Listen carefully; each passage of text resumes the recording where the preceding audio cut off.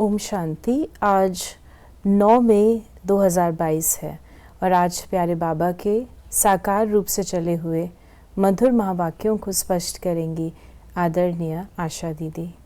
ओम शांति दीदी। ओम शांति। बाबा ने कहा, मीठे बच्चे, जिस बाप को तुमने आधा कल्प याद किया, अब उसका फरमान मिलता है तो उसे पालन करो, इससे तुम्हारी चढ़ती कला हो जाएगी। देखिए, कब से ढूंढ रहे थे, हे प्रभु आप मिलो, मिल करके क्या करो, हमारी गति सदगति करो। तो बाबा कहते हैं अब जब मैं मिला हूँ, मैं आया हूँ, तो जो फरमान मैं करता हूँ उसको फॉलो करो, फरमान का पालन करो। प्रश्न है, तुम बच्चों को अपनी नेचर क्योर आप ही करनी है। कैसे? एक बाप की याद में रहने और यज्ञ की प्यार से सेवा करने से नेचर क्योर हो जाती है, क्योंकि याद से आत्मा निरोगी बनती है और सेवा से अपार खुशी रहती है। तो जो याद और सेवा में बिजी रहते हैं उनकी नेचर क्योर होती रहती है। नेचर क्योर माना आत्मा के संस्कारों का परिवर्तन। तो संस्कारों का परिवर्तन करने के लिए हमको क्या चाहिए? ज्ञान और योग चाहिए। तो ज्ञान और योग जितना मिलता है, याद भी करते हैं और फिर सेवा में उसका टेस्ट होता है। याद से हमारे संस्कार बदलते हैं, तो सेवा के क्षेत्र में उसका टेस्ट होता है कहाँ तक बदले। तो याद और सेवा दोनों का ही बैलेंस रख करके जब हम चलते हैं तब हमारी नेचर क्योर हो सकती है। गीत है तूने रात गवाई, बच्चों ने गीत सुना, मालाएं फेरते फेरते युग बीते। कितने युग? 2 युग। सतयुग त्रेता में कोई भी माला नहीं फेरते हैं। कोई की भी बुद्धि में ये नहीं है कि हम ऊंच जाते हैं फिर नीचे आते हैं। हमारी अब चढ़ती कला होती है, हमारी अर्थात भारत की। जितनी भारतवासियों की चढ़ती कला और उतरती कला होती है उतना और कोई की भी नहीं। भारत ही श्रेष्ठाचारी और भ्रष्टाचारी बनता है, भारत ही निर्विकारी, भारत ही विकारी। और खंडों व धर्मों में इतना ताल्लुक नहीं है, वो कोई हेवन में नहीं आते। फिर बाबा ने कहा कि हम भारतवासियों की ही चढ़ती कला है, मुक्ति में जाकर फिर जीवन मुक्ति में आएंगे। ये सारी हिस्ट्री जो है, सारा खेल जो है वो भारतवासियों पर है। तो बाबा कहते हैं भारतवासियों की चढ़ती कला, भारतवासियों की उतरती कला ये होती है। अन्य जैसे बाई प्लॉट्स, परंतु भारतवासियों का मेन प्लॉट है। आधा कल्प देवी देवता धर्म का राज्य चलता है, 21 पीढ़ी चढ़ते हैं फिर उतरती कला हो जाती है। कहते हैं चढ़ती कला तेरे बहाने सर्व का भला। अब सर्व का भला होता है ना, परंतु चढ़ती कला और उतरती कला में तुम आते हो। फिर बाबा ने कहा कि विद्वान आदि तो समझते हैं कलयुग की आयु अजुन 40,000 वर्ष चलनी है, बिल्कुल ही घोर अंधियारे में है। समझाना भी बड़ी युक्ति से है, नहीं तो भगत लोग चमक जाते हैं। पहले पहले तो परिचय 2 बाप का देना है। भगवानुवाच है, गीता सबका माई बाप है। गीता माता है, फिर पिता भी है। बाइबल आदि को कोई भी माता नहीं कहेंगे। तो बाबा ने कहा, बच्चे जानते हैं पवित्र बनेंगे तो पवित्र दुनिया के मालिक बनेंगे। बहुत भारी आमदनी है। कौन ऐसा होगा जो 21 जन्म की बादशाही लेने के लिए पवित्र नहीं बनेगा? और फिर श्रीमत भी मिलती है, जिस बाप को आधा कल्प याद किया है उनका फरमान तुम नहीं मानेंगे, उनके फरमान पर नहीं चलेंगे तो तुम पाप आत्मा बन जाएंगे। नहीं, बाबा कह रहे हैं कि तुमने 2500 साल मुझे पुकारा। कब पुकारा? जब तुम पाप आत्मा बने, तब तो तुमने पुकारना शुरू किया। और अब मैं आया हूँ, अगर अभी भी मेरी नहीं मानेंगे तो क्या बनेंगे? पाप आत्मा के पाप आत्मा ही रह जाएंगे। तो दीदी ऐसा क्या होता है कि सब आत्माएं, जो पवित्रता हमारा मूल धर्म भी है, बाप का फरमान भी है, उससे प्राप्ति भी है, फिर भी कई बार ये कई आत्माओं को उतना उसमें स्ट्रगल क्यों करना पड़ता है? देखिए, एक है ऊंच पद के अधिकारी आत्मा है। सब तो ऊंच पद के अधिकारी नहीं होंगे ना। जो ऊंच पद के अधिकारी होंगे उनके लिए कोई मुश्किल नहीं होगा। फरमान पालन करना, पवित्रता के व्रत में रहना, नियम मर्यादाएं पालन करना, उनको कोई डिफिकल्ट नहीं होगा।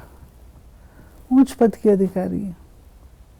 जो बेचारे ऊंच पद के अधिकारी नहीं है, उनको ये सब प्रॉब्लम्स आएंगे, ये कैसे, वो कैसे, वो कैसे। तो उनको फिर समझ लेना चाहिए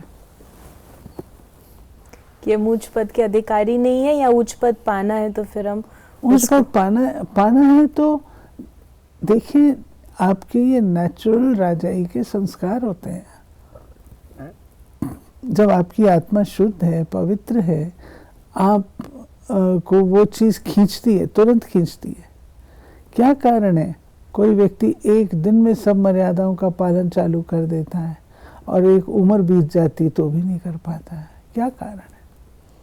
कारण यही है, वो ऊंच पद की अधिकारी आत्मा तुरंत पालन करती है और वो जो है रेंग रेंग करके कर रहे हैं। क्यों करना? तो उनको पड़ेगा ही, क्योंकि सतयुग में, गोल्डन एज में, वो ऐसी टेढ़ी बांकी तो नहीं जाएंगी ना।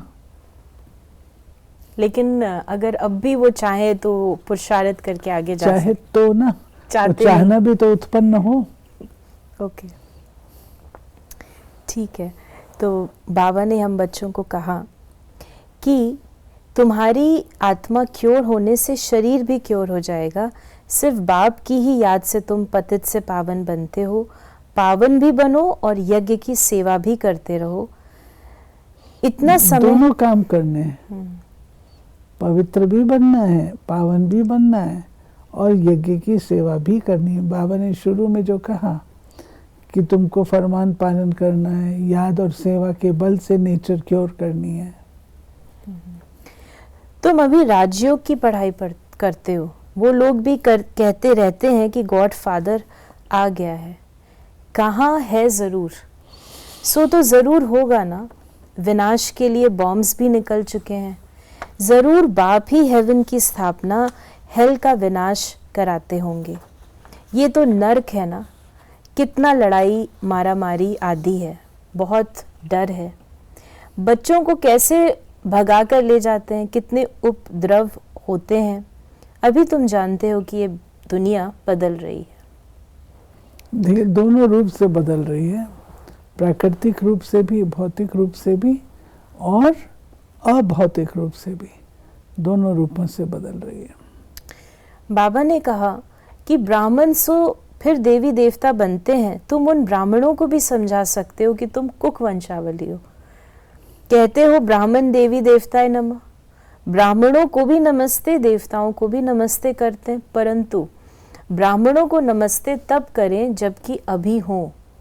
समझते हैं ये ब्राह्मण लोग हैं, तन मन धन से बाबा की श्रीमत पर चलते हैं। वो ब्राह्मण जिस्मानी यात्रा पर ले जाते हैं। ये तुम्हारी है रूहानी यात्रा। तुम्हारी यात्रा कितनी मीठी है। फिर बाबा ने हम बच्चों को कहा कि अभी तुम बच्चे जानते हो, हम मीठे शिव बाबा की मत पर चल उनसे वर्षा ले रहे हैं। ब्रह्मा द्वारा वर्षा शिव बाबा से लेते हैं। तुम यहाँ आते हो तो फट से पूछता हूँ किसके पास आए हो। बुद्धि में है ये शिव बाबा का लोन लिया हुआ रथ है। हम उनके पास जाते हैं। फिर बाबा ने कहा सगाई ब्राह्मण लोग कराते हैं, परंतु कनेक्शन सजनी साजन का आपस में होता है, न कि सगाई कराने वाले ब्राह्मण से।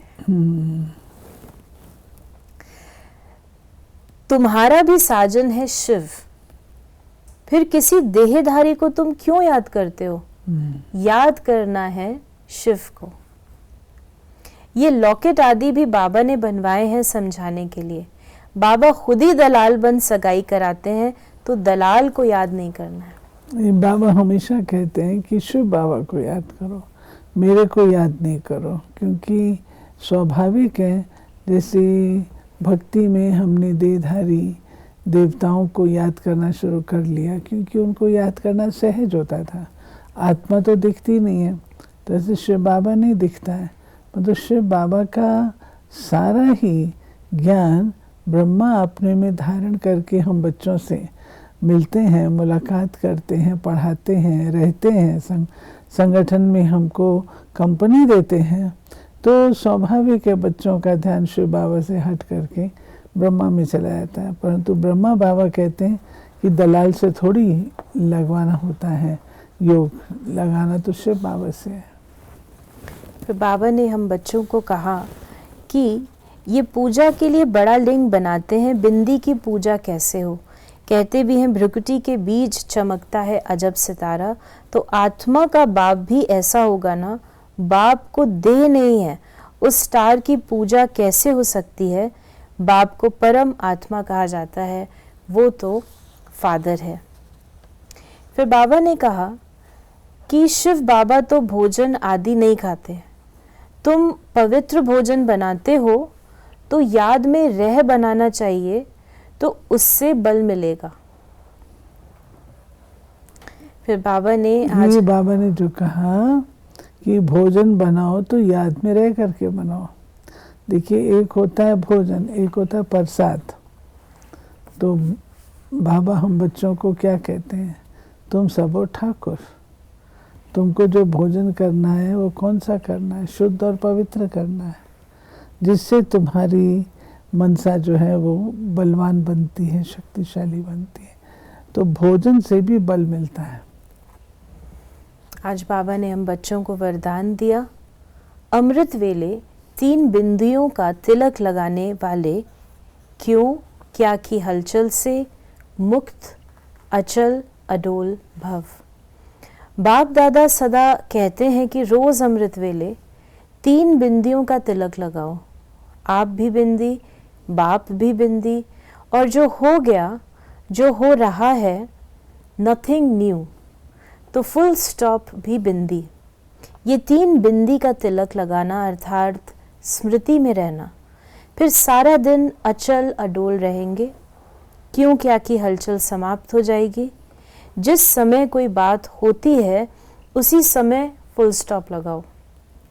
नथिंग न्यू, होना था, हो रहा है, साक्षी बन देखो और आगे बढ़ते चलो। और 3 बिंदियों का तिलक होता है आत्मा परमात्मा ड्रामा। स्लोगन है परिवर्तन शक्ति द्वारा व्यर्थ संकल्पों के बहाव का फोर्स समाप्त कर दो तो समर्थ बन जाएंगे। ठीक है। तो ये थे बाबा के आज के महावाक्यों का स्पष्टीकरण। यदि आपके मन में कोई भी सवाल है ज्ञान, योग या धारणा से संबंधित, तो आप अपने सवालों को हम तक पहुंचा सकते हैं 8826599309 पर, और हम आपके इन प्रश्नों का उत्तर प्रश्नोत्तरी कार्यक्रम में देने का प्रयास अवश्य करेंगे। ओम शांति।